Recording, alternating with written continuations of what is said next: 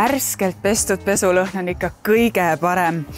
Ma siin veel voldin oma pesu kokku, aga näete, lina voltimisega ma hetkel ei ole veel hakkama saanud, selline ta tavaliselt mul on.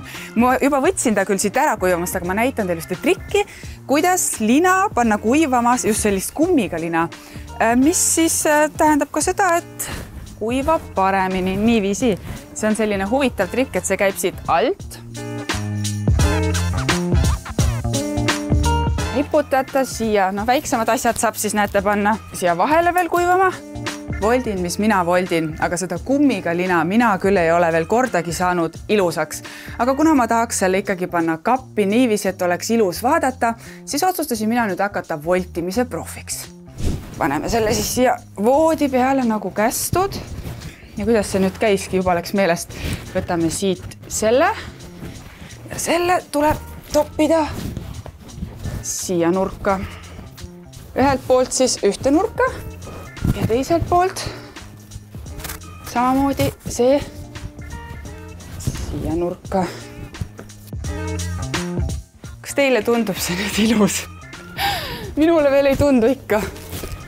Ma arvan, et see kummiga lina on lihtsalt üks võimatu asi ilusti kokku voltida. Nii, ja lõpuks ma keeran ta ikkagi kokku, nii nagu tavaliselt. Siit poolt ja üks kord veel. Ma ei tea, natukene nagu sai korralikum, aga higimulli võitis otsa, et mina ei tea, kas seda vaeva lõpuks väärt oligi. Ühe triki ma ju nägin veel internetis ära. See käis niiviisi, et sa võtad seistes niimoodi selle lina, niiviisi, siis paned käed laiali, teed plaksu ja siis keerad niimoodi.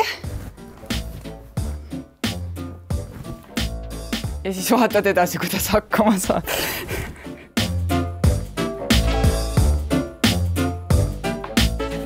Nii, siin saab plaksutada. Ja siis keerad.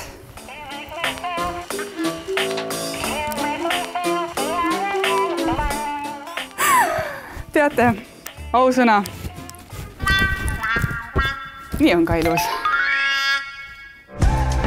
Igal linal on selline silt nurga peal või ühe külje peal ja kõige kindlam variant on alati panna see silt paremale poole nurka ja siis sobib lina alati õiges mõõdus.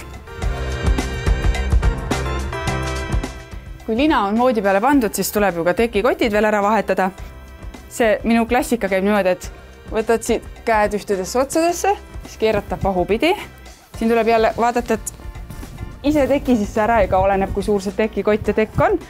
Ja siis võtad teki ühest otsast, teki teisest otsast ja raputad nii palju, kui jaksad. Ja siis põhimõtteliselt ongi tekikott tekil ümber. Teise triki jaoks, kuidas siis rullides tekikotti peale panna, valmistasin ma juba ette tekikotti, mille ma panin tagurpidi siia voodi peale.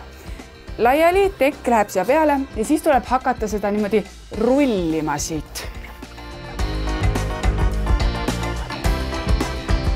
Ja kui sa oled jõudnud lõppu, tuleb keerata see tekikoti lukuosa niimoodi pahupidi siia peale.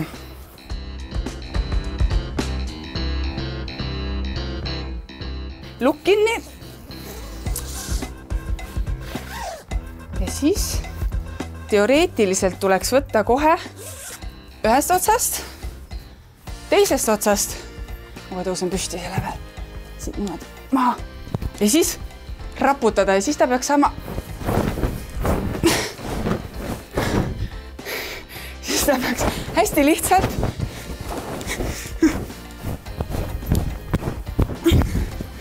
nii lihtsalt, võib-olla väiksema tekiga oleks lihtsam olnud. Jäänud on veel üks trikk, kuna minul on padjad 2 tükki on vastavate padjapüüridega siin ilusti kaetud, aga ühele padjale ei jagunud sellises suuruses padjapüüri, nagu vaja on. Siis võtsin suurema, aga see loomulikult ei jääda nii suureks, vaid ma panen selle padja siia sisse. Ühe selle padja poole, mis sul siit üle jäi, lükkad ilusti siia sisse teise otsa juurde ja teiselt poolt samamoodi. Näed, niimoodi volditud. Ja siis jääb ta väikeseks padjaks ja padjapüüriga. Ega siis nüüd, kui voodi on tehtud, ei jäägi muud üle, kui teile öelda, et hea tööd.